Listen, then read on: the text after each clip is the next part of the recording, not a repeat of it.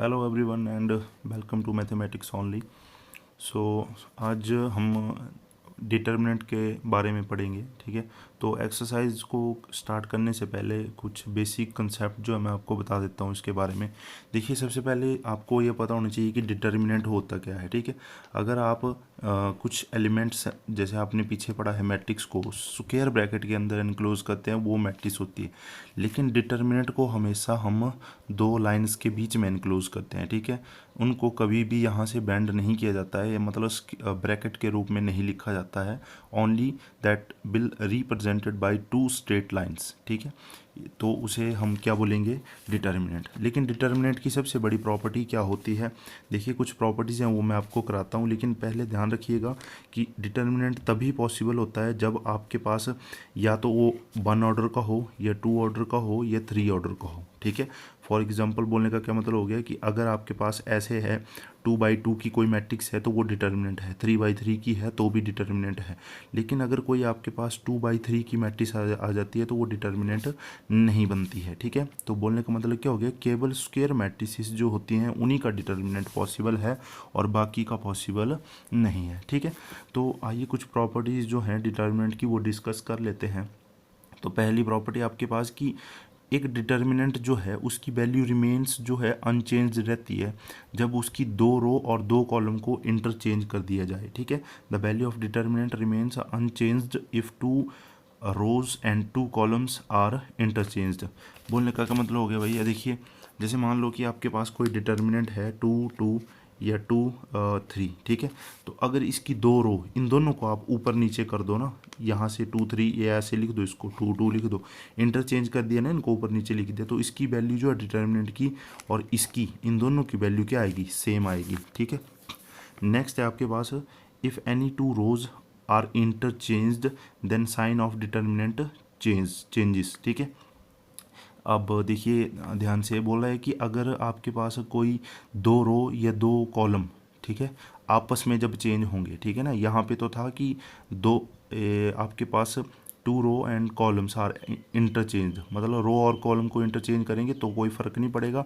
लेकिन 2 रो को आपस में इंटरचेंज जब आप कर देंगे तो उसमें क्या होता है कि डिटर्मिनेंट की वैल्यू जो होती है उसका साइन जो होता है वो अगर पॉजिटिव है तो नेगेटिव हो जाएगा, नेगेटिव है तो पॉजिटिव हो जाएगा, ठीक है। जब क्वेश्चन आप करेंगे तो वहाँ पर आपको ज़्यादा क्लियर हो जाएगा, ठीक है।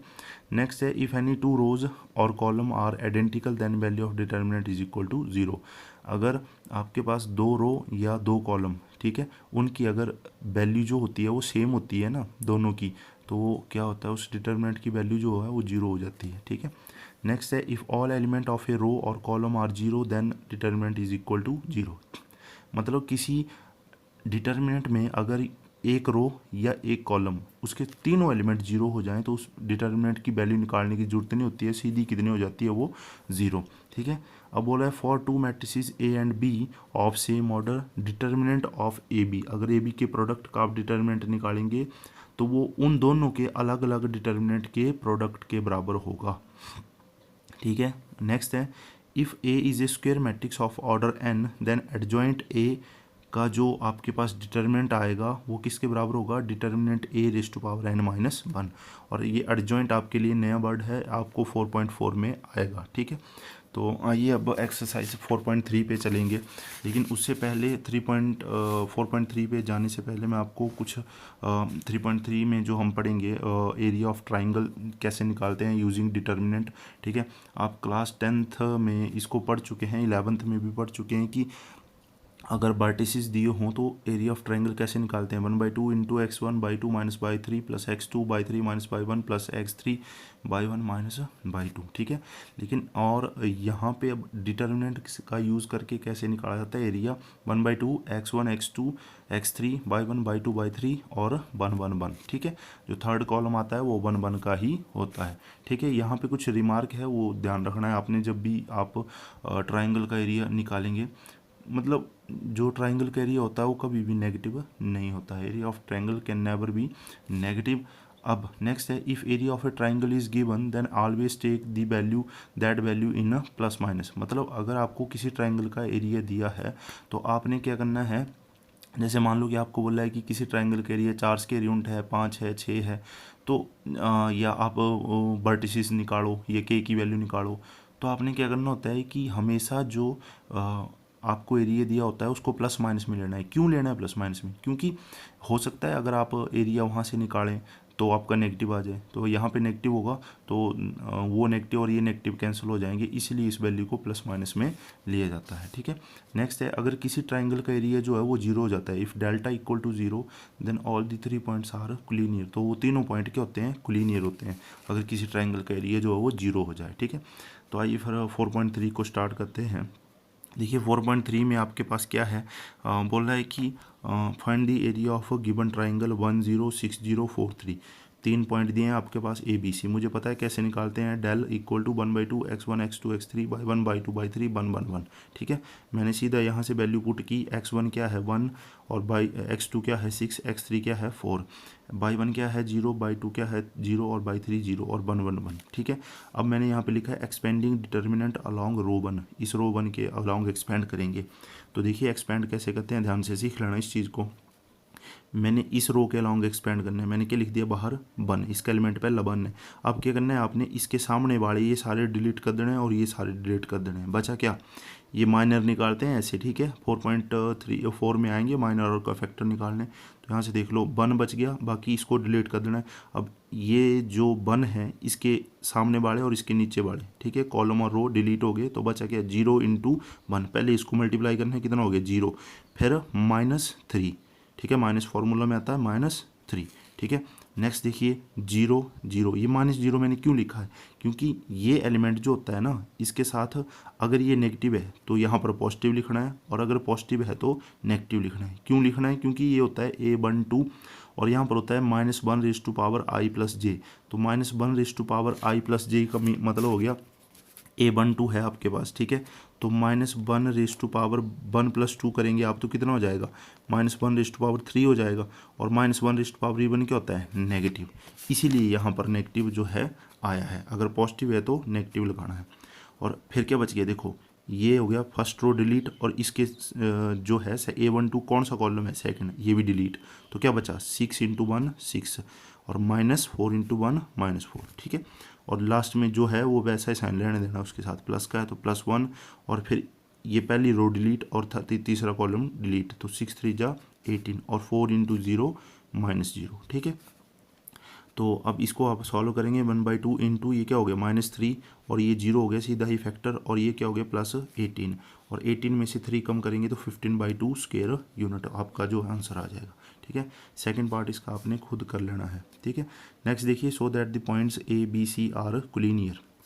3 पॉइंट आपको दिए गए हैं, आपने बताना है ये कोलिनियर है। मुझे पता है कि 3 पॉइंट कोलिनियर कब होते हैं, जब उनके द्वारा फॉर्म की गई ट्राइंगल का एरिया जो है वो 0 हो जाए, तो मतलब डेल्टा जो है वो 0 होना चाहिए। तो मैंने सीधा लिख दिया 1/2, यहाँ से x1 x2 x3 मैंने ये लिख दिए, बाई 1 बाई 2 बाई 3 मैंने ये लिख दिया, और साथ में 1 1 1 = 0। अब इस 1/2 को उठाएंगे ऊपर, ये चला जाएगा तो सीधा 0 हो जाएगा। ठीक है, अब मैंने इस लेफ्ट हैंड साइड की वैल्यू निकालनी है कि ये 0 हो रही है नहीं हो रही है। ठीक है, मैंने ये लिख दी सारी लेफ्ट हैंड साइड उठा के। उसके बाद मैंने यहाँ पर एक ऑपरेशन लगाया। ठीक है, आपने पढ़े हैं ये ट्रांसफॉर्मेशन के जो ऑपरेशंस हैं। ठीक है, applying C1 tends to C1 + C2, मतलब कॉलम 1 में हमने क्या करना है, कॉलम 2 को ऐड कर देना है। ठीक है, तो आइए देखते क्या आता है ऐड करके। मेरे पास क्या बन जाएगा फिर, A + B + C A + B + C A + B + C B + C C + A A + B 1 1 1। ठीक है, देखो क्या हुआ, यहाँ से समझ लो ध्यान से, ये मेरे पास कॉलम 1 है ABC, और ये मेरे पास कॉलम क्या है B + C C + A A + B। जब मैं C1 में C2 को ऐड कर दूंगा, ठीक है, इसको इधर ऐड करेंगे तो क्या हो जाएगा, इधर A + B + C, और इधर भी क्या हो जाएगा A + B + C, और इधर भी क्या हो जाएगा A + B + C। ये वैसे रह जाएगा, ये भी वैसे रह जाएगा। ठीक है, तो यहाँ पर अब क्या है, A + B + C जो है मैंने कॉमन ले लिया बाहर यहाँ से, तो क्या बच गया 1 1 1, और यहाँ पर B + C C + A A + B और 1 1 1। अब मैंने आपको प्रॉपर्टी पढ़ाई थोड़ी देर पहले कि अगर 2 रो या 2 कॉलम आइडेंटिकल हों तो उस डिटर्मिनेंट की वैल्यू जो है वो क्या हो जाती है 0। तो यहाँ पर ये दोनों कॉलम आइडेंटिकल हैं, तो इस सारे की वैल्यू क्या हो जाएगी 0, और इंटू 0 करेंगे तो 0। और हमारे पास एरिया जो है लेफ्ट हैंड साइड जो है वो किसके बराबर आ गई 0 के। तो इसका मतलब ये पॉइंट्स क्या हैं कोलिनियर। ठीक है, नेक्स्ट है find the value of k if del equal to 4 square unit. ठीक है, अब के की वैल्यू निकालनी है, एरिया दिया आपको 4 स्क्वायर यूनिट।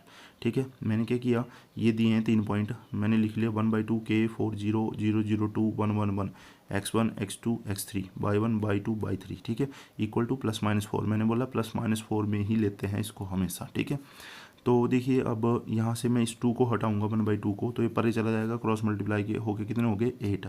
अब इस डिटर्मिनेंट की वैल्यू निकालनी है, तो क्या करना है, के रहने दिया इधर, रो 1 डिलीट कॉलम 1 डिलीट, क्या बना 0 - 2। ठीक है, 0 - 2, यहाँ पे अगर प्लस है तो माइनस, माइनस है तो प्लस, यहाँ पे प्लस है तो मैंने क्या लगा दिया -0, मैंने बताया क्यों आता है। ठीक है, और ये रो 1 डिलीट कॉलम 2 डिलीट, 4 - 0 प्लस का 1। ठीक है, प्लस का 1, और साथ में क्या आ गया आपके पास फिर रो 1 डिलीट कॉलम 3 डिलीट, 4 2 जा 8 -0 इक्वल टू +-8। तो -2 के + 8 इक्वल टू +-8। तो -2 के + 8 इक्वल टू प्लस का 8। एक बार मैंने प्लस की वैल्यू लेनी है, एक बार माइनस की। तो जब मैंने प्लस का लिया तो 8 से 8 कैंसिल हो गया, -2 के बराबर है 0, के कितना हो गया 0। और जब मैंने नेगेटिव ली तो -2 के + 8 इक्वल टू -8, ये परे जाएगा -16 हो जाएगा, के की वैल्यू कितनी आ जाएगी 8। ठीक है, तो ये था क्वेश्चन नंबर 3। एक और पार्ट है इसका, वो आपने खुद कर लेना है। ठीक है, क्वेश्चन नंबर 4 पे आइए, find the equation of the line joining 1 2 3 6 using determinant. ठीक है, तो 2 पॉइंट दिए हैं आपको, इन दोनों से जो लाइन पास करती है उसकी इक्वेशन निकालनी है आपने। ठीक है, मैंने क्या मान लिया कि मान लो ये वो लाइन है, ठीक है, जो इन दोनों पॉइंट से पास कर रही है, ए और बी से। ठीक है, मैंने कोई पॉइंट सी मान लिया इसके ऊपर, और सी के कोऑर्डिनेट क्या मान लिए x/y। ठीक है, ये मैंने मान लिया। जब आपको पता है कि ये एक लाइन के ऊपर लाई कर रहे हैं तीनों, तो ये क्या होने चाहिए, कोलिनियर होने चाहिए। ठीक है, कोलिनियर होंगे तो इसका मतलब इनके द्वारा जो ट्राइंगल बनेगी उनका एरिया क्या होगा 0 होएगा। ठीक है, तो 1/2 इंटू, देखो अब x1 x2 x3 ये लिख दिया, y1 y2 y3 1 1 1 equal to 0। ये सारा फैक्टर परे जाएगा तो क्या हो जाएगा 0। अब मैंने इसको खोलना है डिटर्मिनेंट को, तो क्या हो गया x इंटू, देखो ये पहली रो डिलीट पहला कॉलम डिलीट 2 - 6, और ये प्लस का बाई है तो इधर क्या होगा माइनस का बाई, -y इंटू पहला कॉलम पहली रो डिलीट दूसरा कॉलम डिलीट 1 - 3। ठीक है, +1 इंटू 6 - 6। ठीक है, ये देखो ऐसे होता है।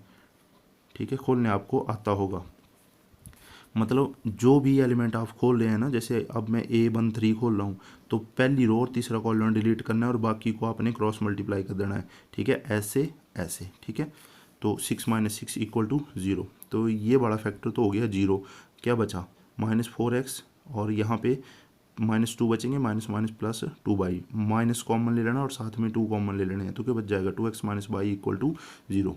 ये जो है रिक्वायर्ड इक्वेशन हो गई आपकी लाइन की। ठीक है, और तो लास्ट क्वेश्चन है क्वेश्चन नंबर 5 आपका इसका एक्सरसाइज का 4.3 का, बोल रहा है कि area of triangle is 35 square unit and vertices are 2 - 6 5 4 and k4। आपने के की वैल्यू बतानी है कि 12 आएगी, -2 आएगी, -12 -2 आएगी, 12 और -2 आएगी। ठीक है, तो मुझे पता है कोलिनियर होंगे तो इनके ट्राइंगल का एरिया क्या होना चाहिए, सॉरी कोलिनियर नहीं है, दिया है आपको एरिया, तो +-35 ले लिया। अब इस 2 को हटाएंगे, परे जाके क्या हो जाएगा +70 हो जाएगा, +-70 हो गया।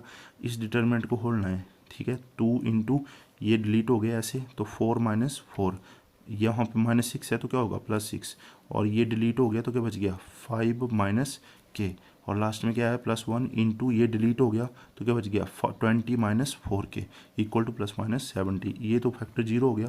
यहाँ पे क्या हो गया 30 - 6k + 20 - 4k इक्वल टू +-70। यहाँ पे हो गया 20 30 50 और -10k इक्वल टू +-70। एक बार प्लस ले लेना, एक बार नेगेटिव। तो मैंने प्लस लिया है तो यहाँ पर k की वैल्यू कितनी आ गई -2, और जब नेगेटिव लेंगे तो k की वैल्यू कितनी आ जाएगी 12। तो मतलब ऑप्शन डी जो है वो करेक्ट है। ठीक है, तो यहाँ तक 4.3 जो है कंप्लीट होती है। नेक्स्ट हम करेंगे माइनर्स एंड कोफैक्टर्स जो हैं वो कैसे निकाले जाते हैं। ठीक है, तो 6 नंबर का क्वेश्चन आता है आपको यहाँ से, पर आपको सॉरी यहाँ से नहीं आएगा, माइनर और कोफैक्टर से आएगा। जब आप x y z की वैल्यू निकालते हैं इक्वेशंस का यूज़ करके, तो वहाँ पर आपको माइनर और कोफैक्टर की जानकारी होनी चाहिए। लेकिन उससे बड़ी बात है कि डिटर्मिनेंट आपको खोलने आने चाहिए कि इसकी वैल्यू कैसे निकालते हैं। ठीक है, अगर कोई डाउट रह गया हो तो आप बता सकते हैं। Okay, bye.